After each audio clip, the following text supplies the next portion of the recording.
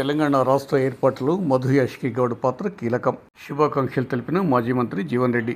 జగిత్యాల జిల్లా కేంద్రంలోని ఇందిరాభవన్లో సోమవారం ఉదయం 11:30 గంటల ప్రాంతంలో జగిత్యాల జిల్లా కాంగ్రెస్, యువజన కాంగ్రెస్ ఆధ్వర్యంలో పిసిసి ప్రచార కమిటీ చైర్మన్, మాజీ పార్లమెంట్ సభ్యులు మధు యాష్కి గౌడ్ జన్మదిన వేడుకలను మాజీ మంత్రి జీవన్ రెడ్డి ఆధ్వర్యంలో ఘనంగా నిర్వహించారు.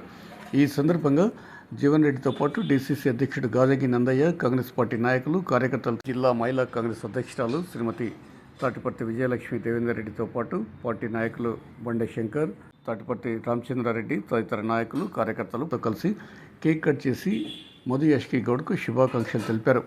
ఈ సందర్భంగా ఆయన మాట్లాడుతూ పిసిసి ప్రచార కమిటీ చైర్మన్గా తెలంగాణ రాష్ట్రంలో కాంగ్రెస్ను బలోపేతం చేయడంలో మధు యాష్కి గౌడ్ కీలక పాత్ర పోషించారని అన్నారు. తెలంగాణ రాష్ట్ర ఉద్యమ నాయకుడిగా పార్లమెంటులో తెలంగాణ అంశాన్ని చర్చకు లేవనెత్తి తెలంగాణ ఆవశ్యకతను చాటి చెప్పారని అన్నారు. జగిత్యాల జిల్లాకు మధు యాష్కి గౌడ్ పార్లమెంటు సభ్యుడిగా చేసిన సేవలు అభినందనీయమని మాజీ మంత్రి జీవన్ రెడ్డి అన్నారు.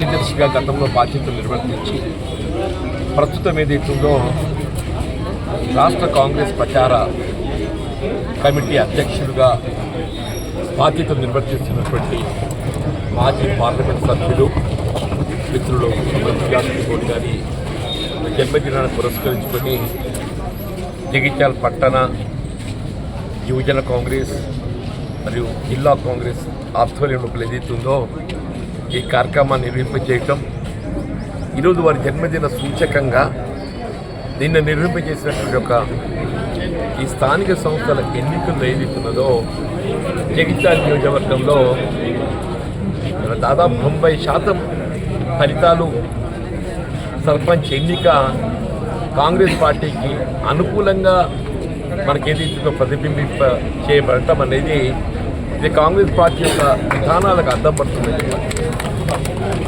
అన్నాడు స్వర్గీయ ఇందిరాగాంధీ గారు ప్రధానమంత్రిగా ఉన్న నాటి నుండి నేటి వరకు కూడా కాంగ్రెస్ పార్టీ అంటేనే సమాజంలోని నిరుపేద వర్గాలు, దళితులు, బలహీన వర్గాలు, అల్పసంఖ్యాక వర్గాలు, మహిళలు, ఆడబిడ్డలకు ప్రాధాన్యత ఇచ్చేటువంటి ఒక రాజకీయ పార్టీగా గుర్తింపు పొందినట్టు ఒక పార్టీ కాంగ్రెస్ పార్టీ.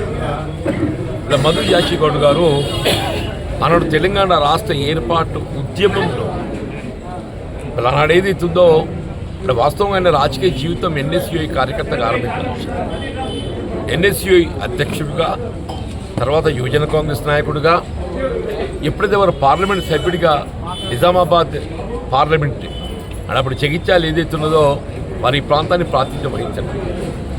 వారు ఇవాళ తెలంగాణ రాష్ట్ర ఏర్పాటు కల సాకారం కావటం లోపల వారి యొక్క పాత్ర మరి ప్రధానమైందని చెప్పక తప్పదని అన్నాడు. యూపీఐ చైర్పర్సన్ సోనియా గాంధీ గారిని మరి ఆ దిశగా ఒప్పించడం లోపల పార్లమెంటులో ఏదైతుందో అంశాన్ని లేవనెత్తడమే కానీ, ఇలా వివిధ రాజకీయ పార్టీల మద్దతు పొందడమే కానీ, తెలంగాణ సమాజాన్ని ఏకీకృతం చేసి ఇలా వారి అందరినీ కూడా తెలంగాణ రాష్ట్ర సాధన వైపు మళ్లింపు చేయటం లోపల మధు యాష్కి గారి యొక్క పాత్ర మరి అద్వితీయం.